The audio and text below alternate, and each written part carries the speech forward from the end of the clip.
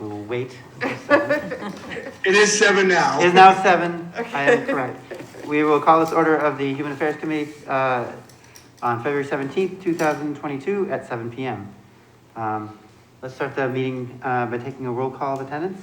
If you are participating by Zoom, please state whether there is anyone in the room with you during this meeting and your reason for not participating in person, which is required under the right to know law. Clerk, could you please call the roll? I'll be your acting Acting clerk, clerk, yes. Alderman at Large Shoshana Kelly is not here. Alderman at Large Melbourne Moran Jr. I am present via Zoom. I have a parenting commitment. I am alone other than the fact that my children are asleep in their beds. Alderwoman at Large Gloria Timmons. Here. Alderman Patricia Klee, here. Alderman Thomas Lopez. I am here. Mr. Chair, you have four members, 3 in attendance and 1 on Zoom. Also joining us, I see President Lori Wilshire and Alderman Derek Tebow. Missing any luminaries in the audience? Sorry, I can see about that far. So let's see. The first order of business is actually the election of, it says election of clerk, but I think we should probably elect the chair formally. No. Is that the case? No. Okay, then Just the clerk. I guess it's You're an elected. appointment. I've been appointed clerk. I proudly resume this role. But President. we do need to elect a clerk. So I would like a nomination for the position of clerk. Alderman Timmons, do you think you could make a nomination for You're in. as clerk? Okay, I nominate Trish Klee for clerk. All right, and if there are no other nominations, I'll take a motion to close nominations. Motion to close nomination. Okay, without objections, we will close nominations. The nomination is for Patricia Klee to clerk. It's easy for me Easy to for you remember, to I say, guess. no, yeah.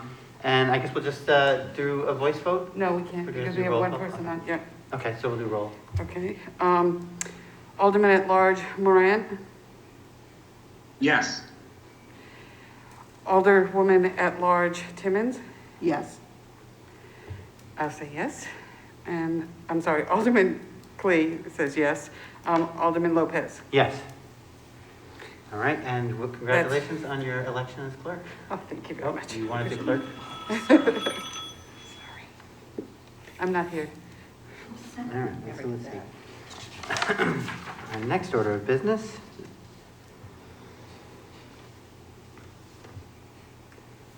We have a public hearing on a 5-year consolidated and fiscal year 23 annual action plans for Cdbg and home programs. We do not have a sign up. If there's anybody in the audience who would like to speak in favor of this, I will invite you up, but I just want to ask, is there a member of the city staff available to quickly summarize? Deb what- Chisholm is here. I think Deb is here. Deb? Okay. Yeah.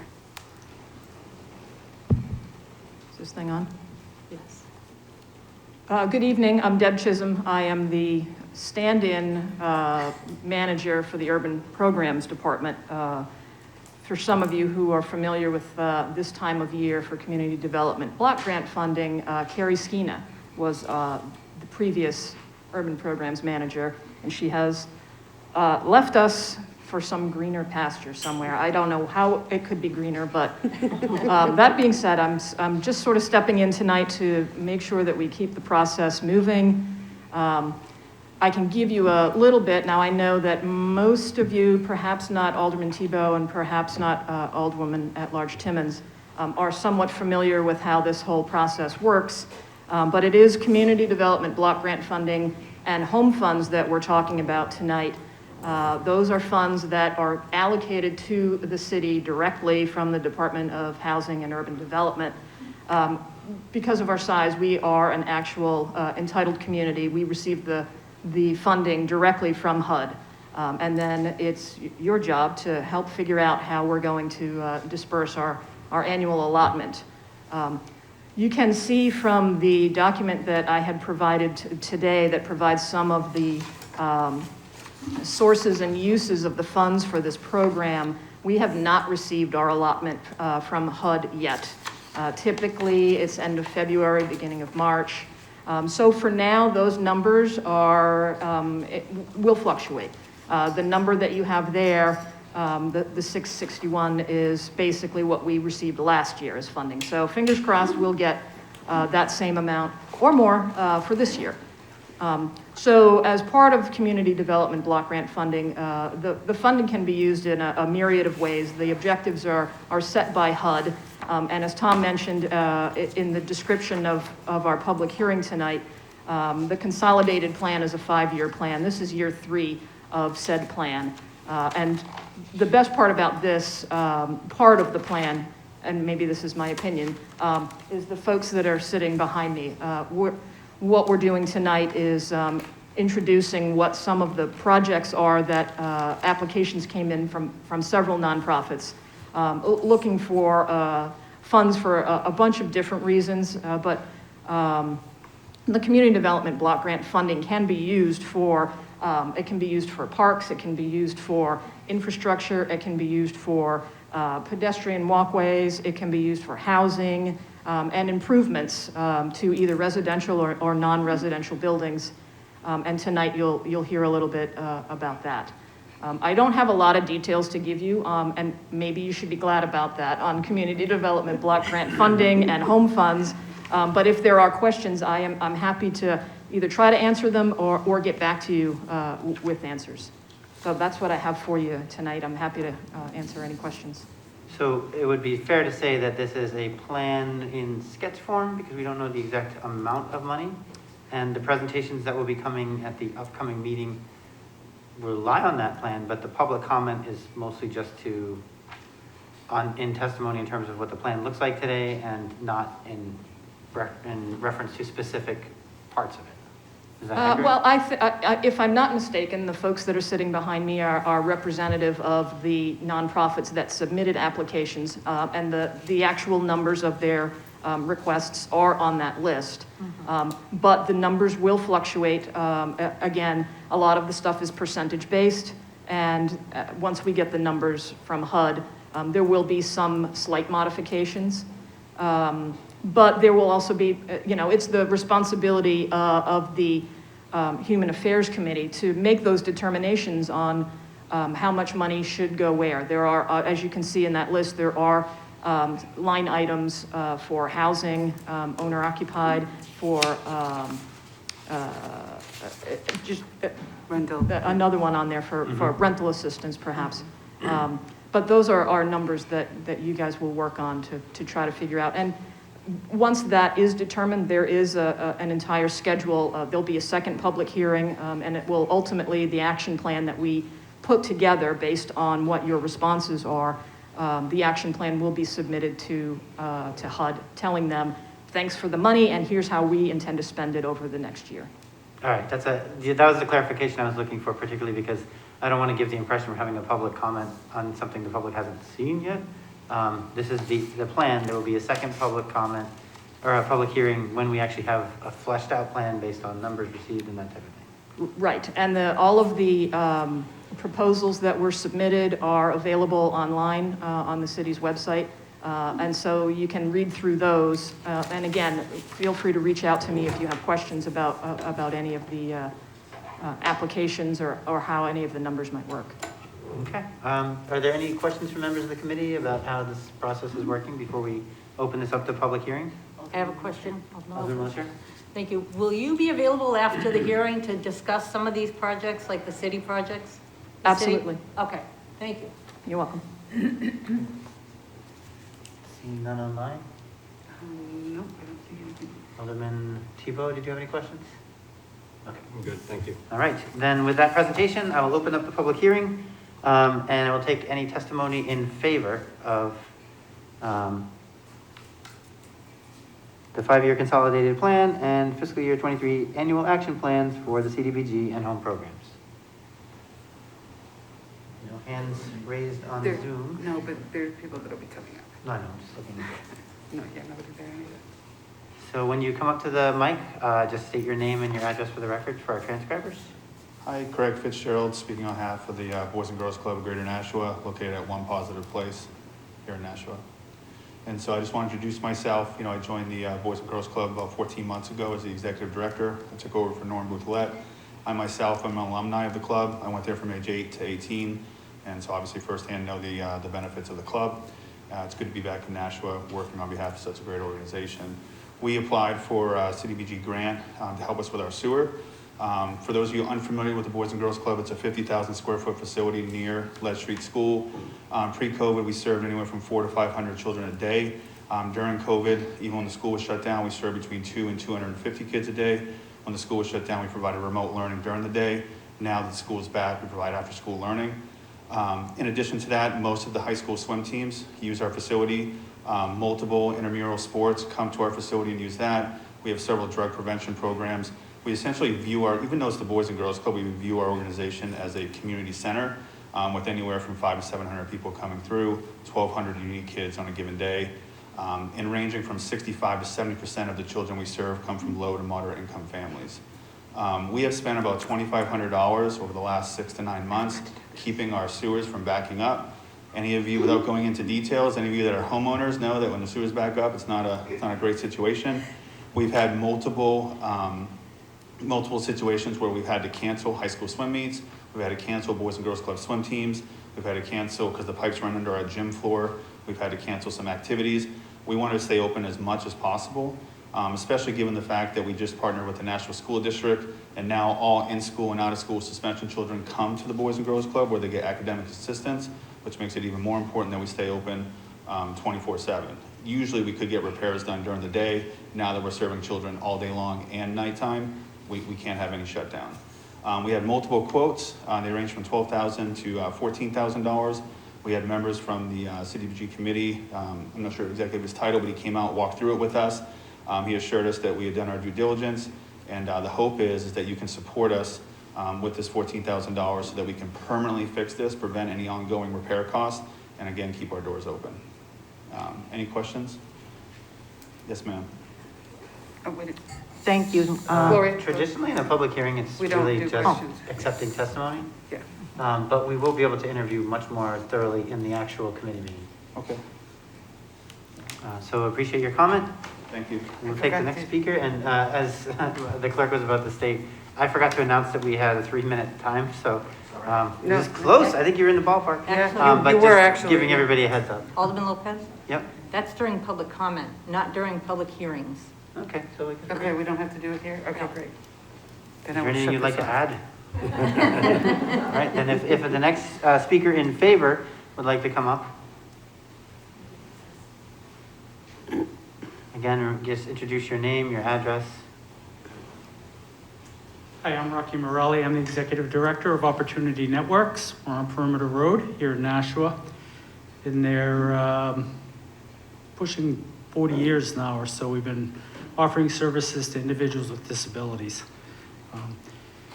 And we're at a point now where we've been in our current facility since 1988, so it's really kind of needing some repairs and getting run down. So we are submitting for some assistance in that area. The city has been very helpful with us over the last several years, putting together some major initiatives, helping with accessibility, promoting safety, building independence, really helping us establish better programming and quality of life for folks with disabilities.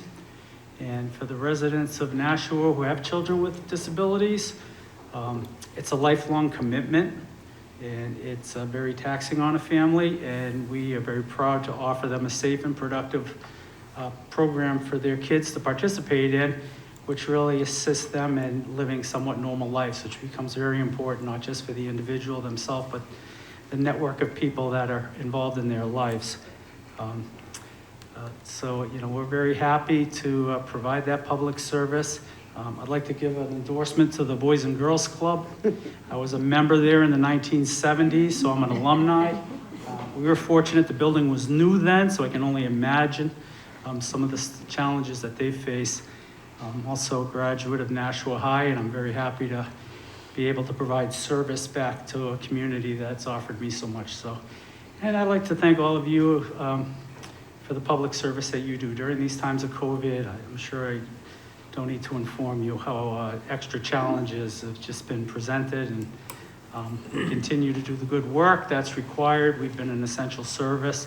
We've been open throughout the pandemic, which has played very important roles for some individual families that wouldn't have had other places to turn. So that's my quick, in a nutshell, kind of overview of our organization and the role that we play. So thank you for the past work and partnerships that you've done with us, and hopefully we'll continue on that track. And I'd also like to just commend the staff here that you folks have at City Hall and throughout the city. They've been fantastic to work with and very knowledgeable and very helpful in helping us work through the maze of the different requirements of the program. All right, so thank you. Thank you. Testimony in favor?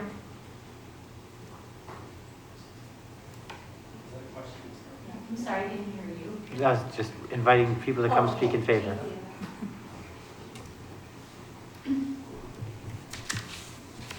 Good evening, and thank you for this opportunity to talk about our grant application. Don't My forget to name introduce is- your name and address, please. I'm sorry, my name is Carol Baldwin, and I'm the Executive Director of the Adult Learning Center.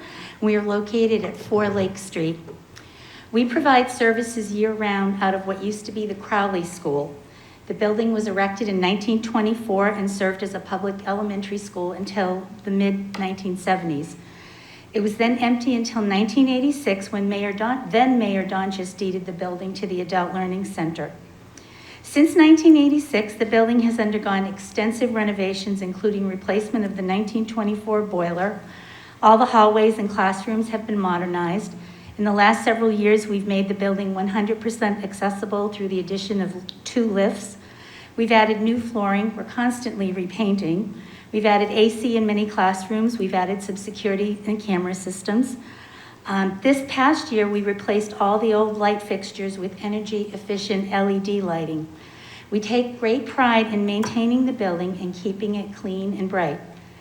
The City of Nashua has helped us with improvements over the years, such as repairing the retaining wall between us and Rotary Park, and most recently, providing funds for us to repair our windows. At this time, we are asking for assistance to replace our roof. Our rubber roof is at least 22 years old. It may be older. Ironically, shortly after I hit the send button on the grant application following a rainstorm, our longtime facilities manager, Bob, came in to find the ceiling tiles on the floor in the upstairs bathroom. He cleaned it up, got a contractor to look at it, and as soon as it's dry, we'll be patching it. We received 3 quotes. After reviewing the quotes, we decided upon one, and then we contacted the city project manager, Mike Jungers, who came out and agreed with us. Mike and Bob went up onto the roof, although I personally have never been there and never will. Our request is for the seed money to begin fundraising for the roof. It has been our experience that once private donors see that we have support from the city, they are more inclined to donate themselves. This October, the ALC will be celebrating 50 years of service to the community. We are in the process of planning an event to take place in the Science Building at Rivier University. And this will also be a fundraiser. Our theme will be Cheers to 50 Years of Learning and Literacy.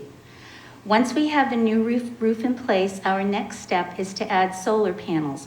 We have a proposal from Revision Energy and plan to work towards installing that in 2023. Our goal is to prepare our building for another 50 years of service to the community. Thank you for your time. Thank you very much.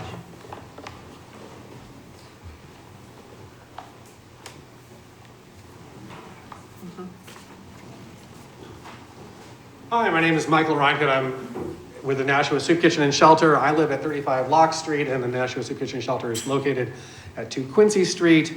We also have shelters at 58 Ash and 29 Kinsley. And I rise today to speak in favor of our application for new flooring at 2 Quincy Street. Quincy Street, if you've ever been there in the morning, will serve between 50 and 70 people for breakfast. During the day for pantry, Monday through Friday, we'll have anywhere from 40 to at times over 100 people coming into the pantry for free food. And then between 70 to 200 people coming in for dinner. In addition to that, the same facility provides backpack supplies for kids to go back to school, as well as a Thanksgiving box for celebrating Thanksgiving, as well as the winter holidays as well. A lot of people coming through the building, but that's actually not the biggest problem with the floors. The problem with the floors is that we have literally thousands of pounds, tons of food going around on those floors every single day in what are called U-boats. They look like, big long things that you might lie on to get underneath a car or something like that, but they're actually for carrying food, and those things chew up floors. And so that even though we've been there now for about 8 years, the floors are in need of replacing. We have actually already raised, I think it is $11,000 to $12,000, and we're looking for the city and the Cdbg funding to help us get the rest of the way so that we can have good solid floors to walk on and people can get access to the food they need and then whatever else assistance they need to get out on their own. Thank you.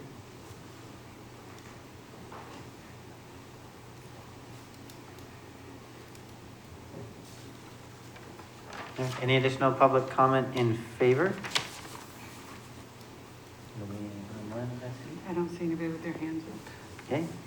We will now take public testimony in opposition to the 5-year consolidated and fiscal year 23 annual action plans for the CDBG and home programs.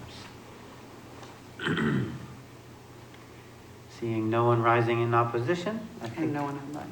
we will then move to second round testimony in favor. I think everybody seems to have said what they needed to say. And I don't see anybody online. All right. With no further comment, we will then close testimony, or close the public hearing. Do we need a vote for that? 7:21. Can I declare it? Or You just declare it closed. Okay, I declare it closed at 7:21. Thank you, clerk. And now you want to open up the regular meeting. All right. Do we have to close this as a formal meeting? You just closed the public hearing, and now you have to open up the regular meeting. Okay, so I'll call to order a regular meeting of the Human Affairs Committee is what, 7:22? 7:22, That long to yes. be, okay. The clerk would like to call the roll? Yes, sure would.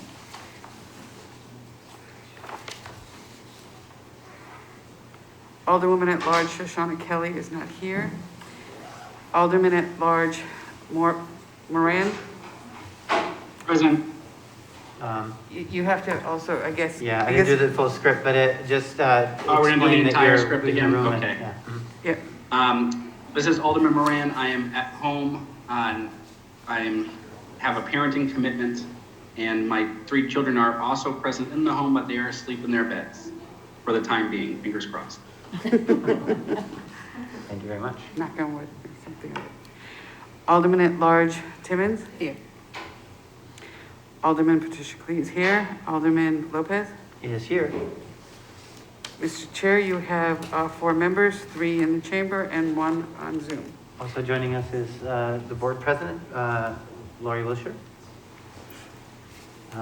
So we have no unfinished business since this is our first meeting. You want to start with public comment? Oh, you're right, and we also have a communication. I skipped a whole bunch ahead, sorry about that. If there are any members of the public that wish to share public comment, please step up to the mic, give your name and number.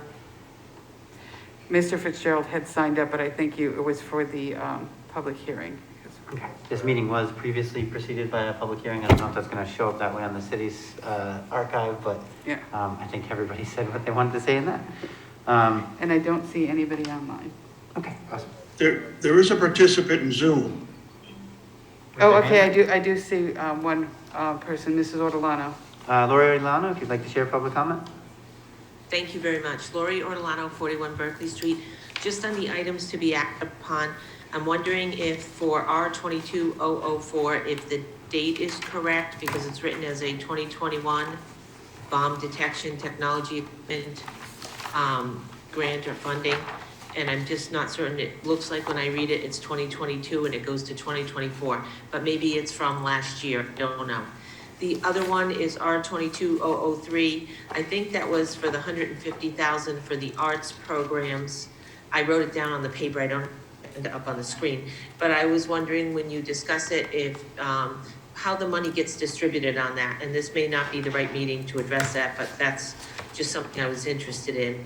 And on R-22-007, the $98,000 grant from HHS to police for COVID-19 vaccination aid grant 2022. I'm wondering how that gets used. It looks like it's a state program, but my thoughts on, vaccination is it's really leveled out, stalled out. How does that get used? And is it something for local or is it something for state? And those are my comments, and that's all I have to say. Thank you. All right, I am writing them down. Hopefully I will get them all, and if not, then let us know in the other public comment. Any other members of the public wishing to make public comment? I don't see anybody. Let me check again here. I don't see any other hands raised. Okay, so. Yeah. Mr. Chair, we have communications from Deb Chisholm, Interim Urban Programs Manager, Citizens Advisory Commission's updates. From Without objection, I will accept Yep. and place on file. From Deb Chisholm, Interim Urban Programs Manager, FY 2023 HUD Annual Action Plan. And without objection, we'll accept that communication as well. Unfinished business? None. New business resolutions? Relative to the acceptance of up to $150,000 from the National Endowment for the Arts American Rescue Plan, ARP funds into economic development grant, activity grants to local arts agencies. Is there city staff to present on that or discuss? Mr. Hello, Sullivan? that's me. Oh, okay. Hi. Are you ready for me? Yes. Okay, excellent. I'm Pamela Davies. I'm the City and School District Grant Manager, or Grant Writer. And this funding is from the American Rescue Plan National Endowment for the Arts. And we have been awarded $150,000, which we will then be a pass-through organization entity for subgranting this to area arts organizations. Any recipient would have to be a 501c3 and be eligible to receive money from the federal government. We did write into the grant the option to hire a grant administrator if we don't have,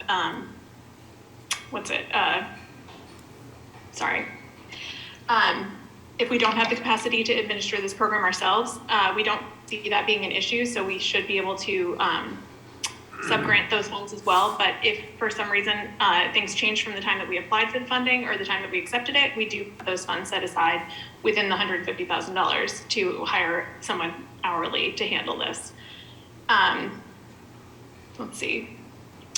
Lori had asked if what the process was for subgranting this. We were granted the funds on the strength of our past subgranting that we've done through the Nashua Arts Commission. And so we plan to use that same model to subgrant these funds to arts organizations in the city. And I don't know, does anyone have any, I should talk about what the funds can be used for. Okay, so these aren't specifically just for arts projects. It's not for arts projects at all, actually. The funding is allowed to be used for salary support, full or partial, for one or more staff positions, fees or stipends for artists or contractors who are supporting the general operating expenses of these organizations, costs for health and safety supplies for staff, visitors, or audience members, facilities costs such as rent or utilities, and marketing and promotions costs for these groups. So essentially it's keeping the doors open for the organizations in the city. And let's see. I feel like I'm missing one big thing. Oh, we have 2 full years to extend this funding. We would have to extend it by November 30th of 2023. The only other things I have to say about this, unless there are any questions, are that Roche and Lindsay Rinaldi were both instrumental in putting the information together to get these funds, and we are one of 67 cities or arts organizations in the U.S. who are receiving these funds. I have a couple of clarifying questions, if you don't mind. So in terms of administering this, is this directly administered by the city, assuming we have staff? Because it would be completely absurd if we suddenly had a bunch of staff members from community development and urban planning leaving. Is it administered by the city, or is it administered maybe by like the National Arts Commission or some other entity? Well, currently, Amy DeRoche has said that she has the capacity within economic development, hi Amy, to administer this program and to, kind of usher this through the National Arts Commission model that we use for subgranting already. And we do have the option. We set aside $16,000 per year out of the $150,000 to be used to to hire someone hourly to be able to administer it. And then if we don't end up needing that, that money would revert to the subgranting bucket and could be subgranted to arts organizations. Amy says she has the capacity to do it, so that is our plan, but that's our backup. Okay, Amy, do you have any comments on that? Okay, and I infer when you say usher, you mean if it is going to the National Arts Commission, then decision-making and documentation of awards and all that kind of stuff would be probably reflected in their minutes and a decision of that body? Correct. Okay. Okay, I think that was my main question. Alderman Clee? Thank you, Mr. Chair. I'm the liaison on the Arts Commission, and I just wanted to make sure that we clarify that it's not necessarily for arts, meaning that for artists or something to that nature, but it does have to go to nonprofit art organization, art agencies. Is that not correct? What do you mean by nonprofit art agencies? I just want to make sure that I'm doing that correctly. Well, you referred to that they have to be 501c3. That means that they have to be a nonprofit. But if I remembered correctly, it does say grants to local arts agencies. So it couldn't just go to like the United Way. It has to go to local arts agencies, correct? Okay. Yes and no. If there is a 501c3 that has a history of doing projects with their thing, they could be eligible, but we wrote this initially with the plan to just focus on arts organizations. But if someone were to apply and, for example, they have a history of doing a lot of art-based programming, they could potentially be eligible. But our focus is the arts organizations that we normally serve. Okay, thank you. It's my impression that this seems to be designed, because people have been like, this isn't just going to pay artists. No. Is this designed and intended more for performing artists? No, Versus any visual? arts organization. Okay. Any other questions from the board? I have a question. Oh, Alderman Wiltshire? Amy, sorry. Pamela. I'm sorry? Pamela, I'm sorry. You did say these are ARPA funds or American Rescue Act funds? Yes. Okay. That's fair. Thank you. Mr. Chair, just one. Yep. Yeah, I did want to make one more comment. It is quite impressive that we are one of only 67 that were granted these funds, which goes to show that we have a strong and healthy art program within the city and surrounding areas. So, and I commend Amy and Lindsay and all of the others on your little committee there. That I don't mean little, on your committee. Magnificent. Your magnificent committee, yes. That did so much work to secure this grant. So I know this is the first time that you've ever applied, that they've ever actually applied for a grant. So it is quite impressive that we got it. Thank you. Thanks. For myself and my comments, I have always felt that there's a very strong link between a vibrant community and its art scene. I am glad that the Economic Development Office is engaged and sees the value of art. I'm glad that the Arts Commission is going to be involved and that we're doing what we can to help make sure that the creative voices in our city are also being ushered through the pandemic and the times behind us, because they bring a lot of vibrancy, they bring a lot of opportunities for creative ways of looking at the world, and I think our city benefits from that in many ways. Do we do a roll call vote, please, I would think? We have to make a motion first. We haven't done the motion yet. Okay, I will now accept a motion for recommending final passage. I motion to recommend. Oh, I'm sorry, I misled you. That's I would okay. recommend the acceptance. Well, recommend, is it the acceptance of the, I recommend acceptance by roll call. Yeah, acceptance by roll call. And let me get to those names again. Sorry, I have to keep jumping back and forth. I don't have I said everybody's you have to name make the memorized. motion and now you have to follow up on it. I know, exactly, that's okay. Alderman at Large Moran, Yes. Alderwoman at Large Gloria Timmons, Yes. Alderman Patricia Clee says yes, and Alderman Lopez. Yes. Mr. Chair, you have 4 yeas. All right, and that carries. Next, we have, is it the clerk's roll? I can't read it. We have R23-004. Yes, did you want me to read it? Sure. Okay. Now I'll do it right. A motion to recommend approval by roll call relative, R22-004, relative to the acceptance of $40,000 from the State of New Hampshire Department of Safety State Homeland Security Grant Program into Police Grant Activity 2021 Bomb Detection Technology Equipment. Point of order. I'm sorry, yes. So before you make a motion, you have to read it because it's Okay. actually the second motion, right? It gets, I We mean, read it second as the reading. first- yes, It gets yes. its first reading at the full board and its second reading here. And then we So- make the And then motion. after you read it, you can make the motion. Okay, thank you. So that's just clarifying. You don't have to go through the motion, I don't think. So I've read it, and now I will motion to recommend approval by roll call. Clerk, would you please read the roll?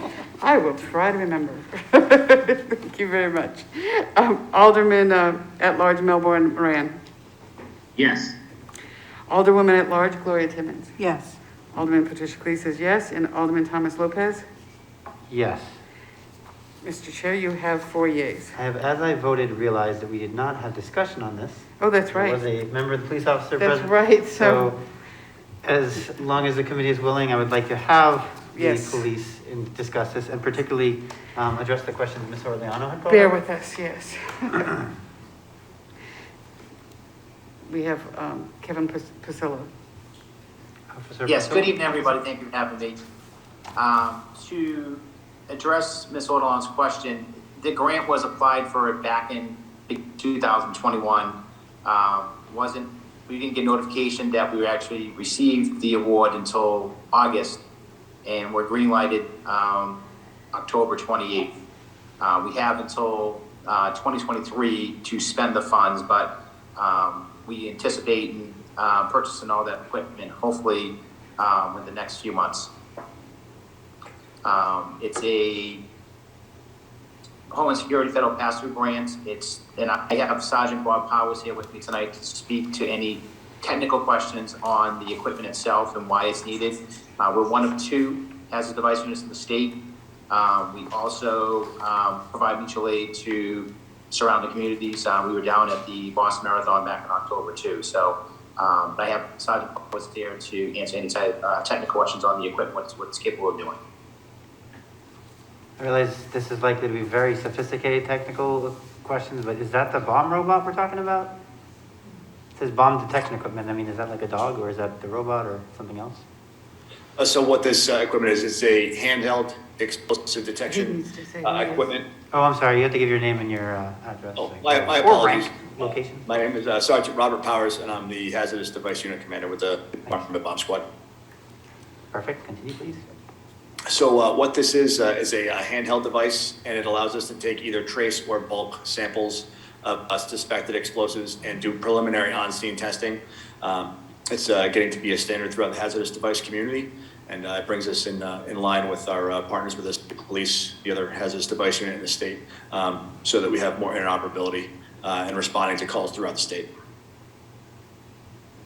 Any questions from members of the committee? Alderman Clee. Just to clarify, I do see it in the analysis, but are there any local matches for this grant? I'm sorry, no, there's no match. My bad on that. That's okay. Thank you so much.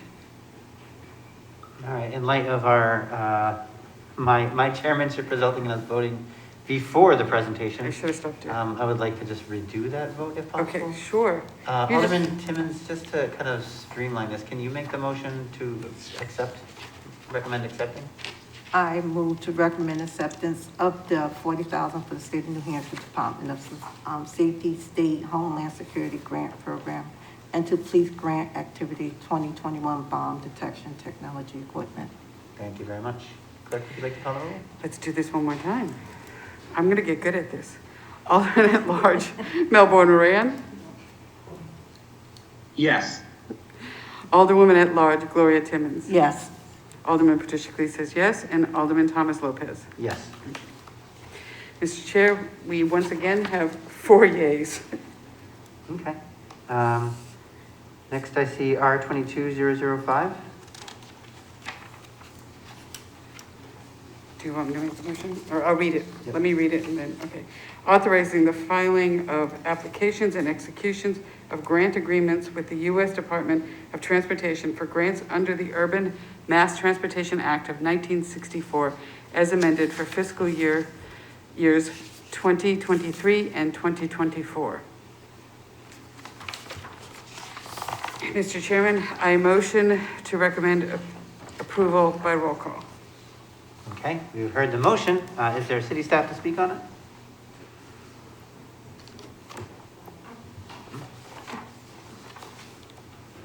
Good evening, my name is Camille Correa. I'm the Transit Administrator for Nashua Transit System. Thank you for the opportunity to speak to you this evening in regards to the filing of applications and execution of grant agreements with the U.S. Department of Transportation and the Federal Transit Administration. In fiscal years 2023 and 2024, the legislative year 2022, we are asking for those 2 years that we are able to apply for and execute grants with the Federal Transit Administration. Do you have any questions of me? We have a history of accepting this grant in the past. Do we know? This isn't a new grant? That's correct. This is just the request to file or apply for and execute the grant agreements. And as we move forward into fiscal years 2023 and 2024, we will actually apply for specific amounts for grants depending upon the budget year. And this is trying to get ahead to make sure that we are able to apply for the grant in the future as those years come upon us. And just for my own clarification, Madam President can weigh in if she sees me heading in the wrong direction, but we would be giving you permission to apply for the grants. We would still have to make motions as a body to accept them? As part of our budget season, yes. Okay. Absolutely, it'll be part of the budget. Cover that since we do have a spending cap and we have to account for the grants before they enter into the budget, et cetera. Any questions from members of the board? This is just the application, so. Okay, so seeing none, I would like to entertain a motion. Anybody? I think I already made the motion, but I'll do it again. Nope. I motion to recommend approval by roll call for, let me make sure I get the number right, R-22-005. Okay, then we have the motion again. I apologize. That's Clerk, okay. would you like to call the roll? Absolutely. Alderman Melbourne Moran, Yes. Alderwoman at Large Gloria Timmons, Yes. Alderman Patricia Clee says yes, Alderman Thomas Lopez, Yes. and I apologize, Alderman at Large Melbourne Moran, for just saying Alderman. Mr. Chair, you have 4 yeas. Okay. Just moving forward, I can read the ordinance and the narrative of it. That way Okay. you can make the motion. Okay. You don't have to do all the speaking. Like, we're wearing you out tonight. Thank you. Next up, we have R22066. No, 006. R22006, relative to the acceptance of an additional $377,873.50 from the State of New Hampshire Department of Health and Human Services into Transit Grant Activity, Federal Transit Grant Authority, FTA, operating grant. Mr. Chair, I motion to recommend approval by roll call for R-22-006. Okay, do we have a member of the city staff to present on this? Welcome back. Hello, thank you. Camille Correa, the Transit Administrator for Nashua Transit System. Thank you for the opportunity to speak to you today regarding the acceptance of an additional $377,873.50 from the state of New Hampshire. What we have found is that the Department of Health and Human Services has provided a particular grant for people above the age of 60 to ride the fixed route service. And this particular grant helps to pay for the fare so that seniors ride for free. It is a service that they ride utilizing a senior card that they sign up for at the transit center, or they show their ID to show their age. And we have a lot of seniors that participate in this program, and it's really great for people who have a fixed income and do ride to and from work, or want to go to the grocery store, or whatever that location may be within the community along the fixed route service. So thank you for the opportunity to speak to you this evening, and we do appreciate the fact that we can apply for these grants, and it is for 2 years. And it's on a reimbursement, so what we expense based upon the number of people who ride, and then we expense the state to get reimbursement for that. Alderman Cleave? Thank you. I'm sure which one you want to go first.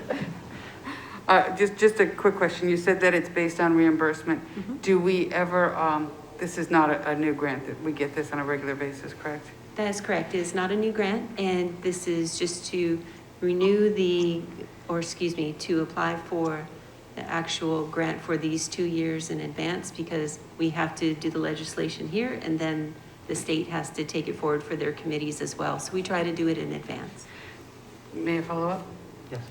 Do we ever go over what we legislate for to have to come back? So in other words, in this one, we said it's very specific of $377,873.50. You said that it's a reimbursement, so we more or less kind of bill the state to get reimbursed for this up to this amount of money, correct?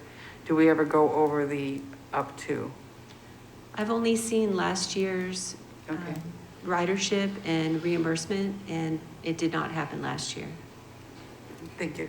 You're welcome. Thank you for asking. Alderman Timmons? Thank you. This is a great program, and I know people that use this program. My question is, are there enough seniors in Nashua that utilize this? If so, does it account for half of the money that you have here, $377,000? Because I know you use both the Nashua transit system, the bus system, as well as the ride system. I don't really know if any seniors actually get, I know they got the little orange tickets that they get for the bus rides, but my question is, do they pay for rides other places, like to the doctors and stuff? Is there any type of reimbursement from the senior itself, or this is totally free? The seniors who ride the paratransit system do pay a fare. The seniors that ride the fixed route service who have the senior ID card or show the age of 60 and older do ride for free, or they do not pay a fare. The state pays for their fare. Okay. Yes, ma'am. Just for the public's knowledge, correct me if I'm wrong, but paratransit is a point-to-point. You sign up initially with the bus company, you are able to be verified for eligibility, and then you schedule rides with notice, whereas fixed point is there's a bus route and you have to go to the bus stop, you get picked up, and then you get dropped off where the bus goes. Exactly, and same-day service. Okay. Otherwise, the seniors would have to call for an appointment and schedule in advance. So this allows for a lot of flexibility for same day, especially if the weather is better on a certain day than others, and they choose, oh, I'd rather go tomorrow rather than today, then that flexibility is there for a senior to make those decisions. The service is 6 o'clock in the morning to about 10:30, 10:45 at night, Monday through Friday, and 9 to about 10:30 on the weekends. Is that both paratransit and fixed route? That is fixed route for this service, and then paratransit is Monday through Friday.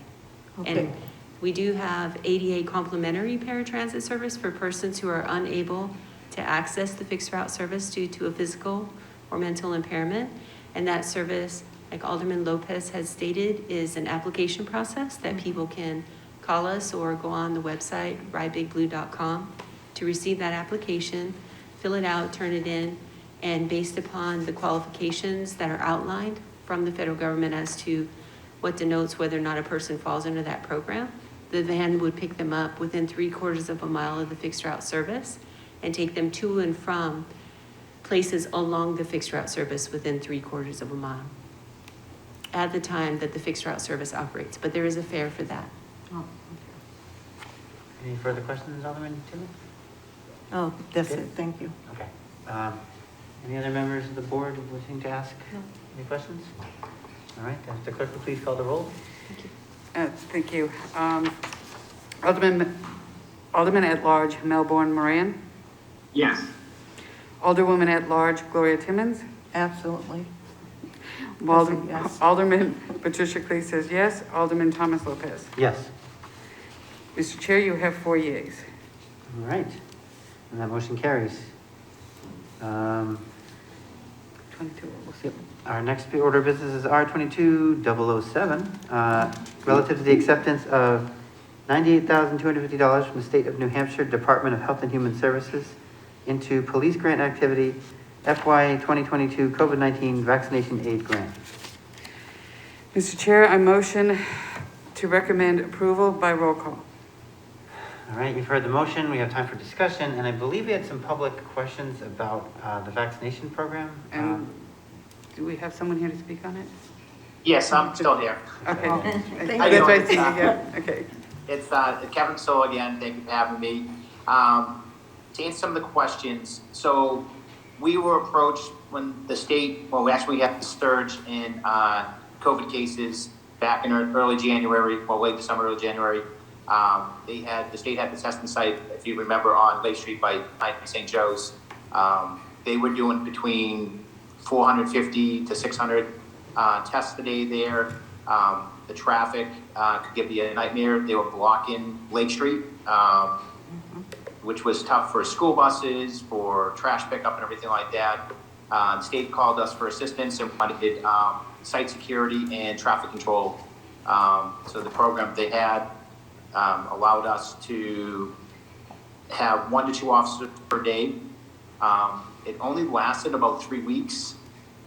They moved from Lake Street to Crown Street. Once they moved to Crown Street, the traffic flow better. And we stayed there for about a week, and it just wasn't needed, and we stopped the traffic control and site security there.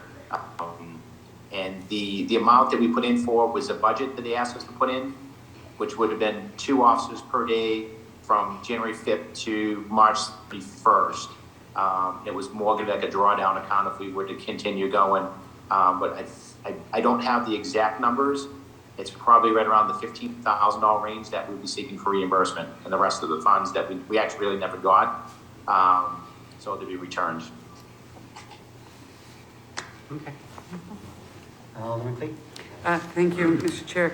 I just want clarification on Officer Priscilla.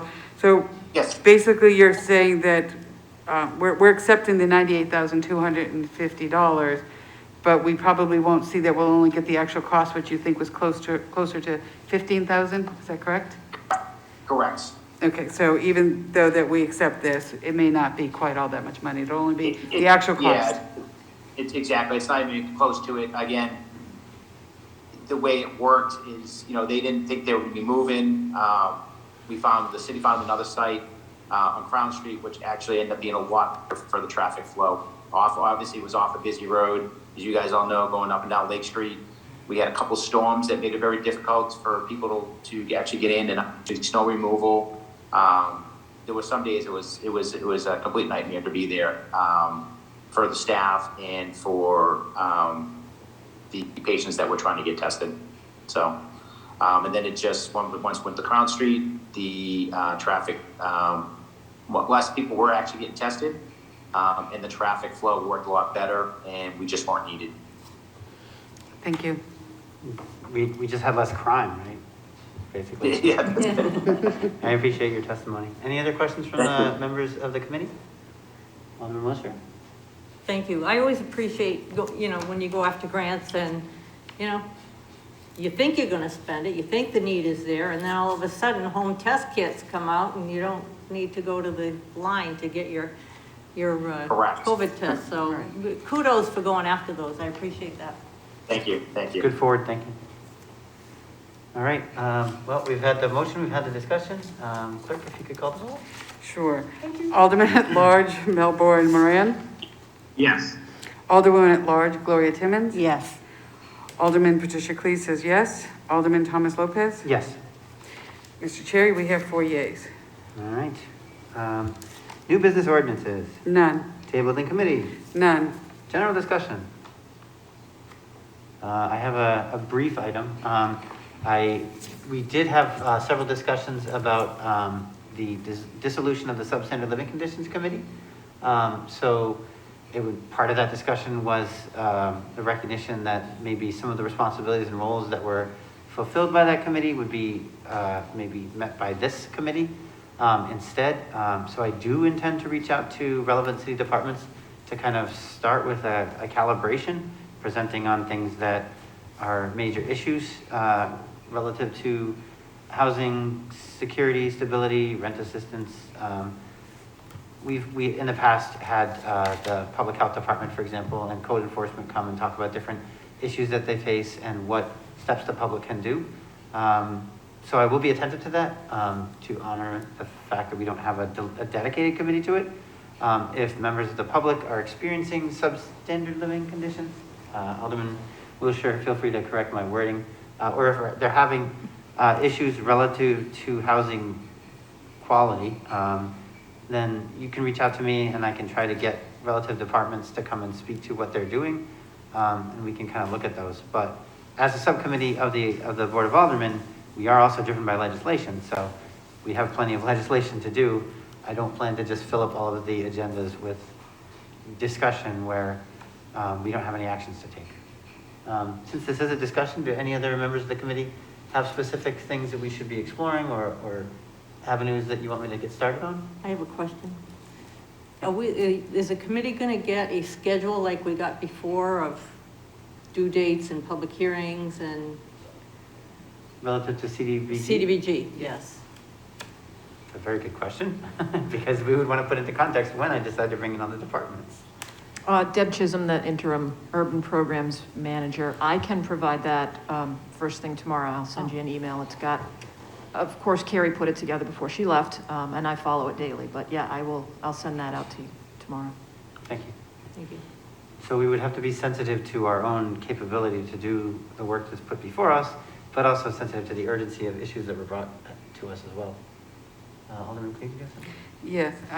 In the past, Ms. Chisholm, just to drive you a little crazy. It's like church, you get up and sit down. In the past, Carrie has also provided us kind of with a spreadsheet so that we could follow along, and it kind of helped us as we talked and would say, okay, maybe this person, we can't give them everything they want, because as you see, just from your list alone, there are more wants than possible monies to go with them, but hopefully we'll get more. So it helps us to go along that if we say, okay, we're going to give them 25,000, not 30,000, we kind of make an adjustment on it, and then we get to see the bottom line quicker. So if that can be provided at the same time. Right, and I can make that available to you as well, and it will certainly be helpful once the actual dollars come in once we know what our allotment is from HUD, then it will certainly be easier to track. With each time you guys make some decisions, we can use that spreadsheet to keep track of how things are changing. Yep. It's a great tool for us, so thank you. You're welcome. Any other questions from the board? All right. Then I guess that closes our general discussion. Public comment. Mrs. Ortolano. Ms. Ortolano, please state your name and address for the record. Sure. Lori Ortolano, 41 Berkeley Street. I want to start off by thanking you, Chairman Lopez, for listening to my questions and making note of them and offering some answers for me. It was helpful, and I got to learn a few things, and I appreciate your approach to pay attention to that. I would like to talk to you all a little bit about record keeping in the city. Any place I can have an audience that I can address how our records are kept, I would like to do so. I really feel that we do not have a central location for our minutes or open access records for all groups in the city that are keeping those records. And the one area I'm most concerned about is economic development. You know, I tried to get the minutes for several times for BIDA and for Downtown Improvement Committee. They're just not really available. I was directed to the clerk's office. The clerk told me they're stored in the Economic Development Office. You know, the problem with that is you allow records to be stored in an office that isn't open, isn't really staffed. It's not appropriate. They need records that are supposed to be inspectable on any given day during normal work hours have to be in a place that's open and accessible. Behind a locked door in an office that really doesn't have but 2 people doesn't work. And emails don't work. And you know, I was pretty much chased away yesterday in trying to get those minutes from the Economic Development Office without even being able to ask where they were. I think that's a violation of the law in and of itself. I was told I needed an appointment. Actually, I tried to get an appointment and I was denied an appointment. I shouldn't need an appointment to access open public records. You should be able to walk in and get them, especially when City Hall is open. The other thing I want to address is how the public input was provided for the barriers. You know, I was so specific in sending right to know requests and in just general questions to the Economic Development Director and Alderman O'Brien, who headed the infrastructure meeting. And I really feel that I was deceived. I got the runaround. I mean, Alderman O'Brien on the meeting on the 26th said that there is an organization that's been around probably since the inception of Main Street, and we're relying on them for citizen input. He didn't say who the organization was. I didn't know who he was talking about. I've never been to a Downtown Improvement Committee meeting. And I had to write a right to know, and they wouldn't answer the question. So 2 meetings were held by that committee. And also Alderman O'Brien sent me an email that said that 30 I should keep seconds. my eye on the calendar and pay attention. Well, just so you know, I did, and it was never put on the calendar. So keeping my eye on it was not effective. I really feel there's a lot of underhanded things happening here in the city with our information and with our public meetings, and we need to change that. Thank you. All right, any other further public comment? I see no hands. Seeing none, any remarks by Alderman? Alderman Timmons, nothing? No. Alderman Clee? Thank you, Mr. Chair. One of the things I look forward to every year is the CDBG grants and working with our staff and the other groups and the groups that come in for it. Sadly, we usually can't give 100% of what everybody wants or needs, but through a lot of compromise and so on, we work out and we give as much as we can to help them meet every aspect of it. So I'm looking forward to doing that again. And I'd like to thank President Wilshire for once again putting me on this committee. Thank you. Okay. I have a personal comment. I worked at the soup kitchen for many, many years. And then my career took me different places. But I always tried to kind of keep my hand in to kind of help out when needed. There's always a shortage of emergency shelter staff and people who can work with people with different challenges that might be encountered. So until recently, I was on the per diem staff for on-call emergency worker, but due to my role chairing meetings here, I have resigned from that position just to make sure that there's no concerns about conflicting interests or conflicts or anything like that. Any future CDBG applications, I know board members will do their best to announce and disclose any kind of financial conflicts of interest. So I just wanted to make sure that I was getting out there first with mine. Alderman Lopez. Alderman Wilshire? Thank you. I am not on this committee, but I do work for National Children's Home, as you know, and then they have applied for CDBG money. That's all I have. Thank you. Appreciate that. Also for the general public that's watching, you may have deduced that I'm legally blind. So I rely heavily on my clerk over here to tell me when someone's raising their hands up. I appreciate all of the silhouettes who showed up for public comment. If members of the committee feel like they're not quite, if I'm not catching them, it would be appropriate to just verbally say Alderman Lopez to get attention. I wouldn't consider it to be interrupting a meeting or anything like that. It would just be, I didn't see your hand, and we're recognizing maybe I process information more effectively audibly. Alderman Moran has his hand up. See, case in point. Alderman Moran, if you'd like to make some comment? Yeah, just going off of what Alderman Chairman Lopez and Alderman Wilshire has said, I own a psychotherapy practice in the city, and we have been in talks with the Soup Kitchen to pursue an MOU to provide those services at their office. Nothing is signed. There's nothing in agreement. Say I'll probably refrain from making decisions on the Soup Kitchen if there is an active MOU in place. Okay. All right, with no further remarks by the members of the Alderman, can I have a motion to adjourn? Yes, Mr. Chairman, I'd like to motion to adjourn by a roll call, please. All right, we've heard the motion. Clerk, please call the roll. Sure. Alderman at Large Melbourne Moran. Yes. Alderman at Large Gloria Timmons. Yes. Alderman Patricia Clee says yes. Alderman Thomas Lopez. Yes. We have 4 yeas. And we adjourn at 8:05 p.m.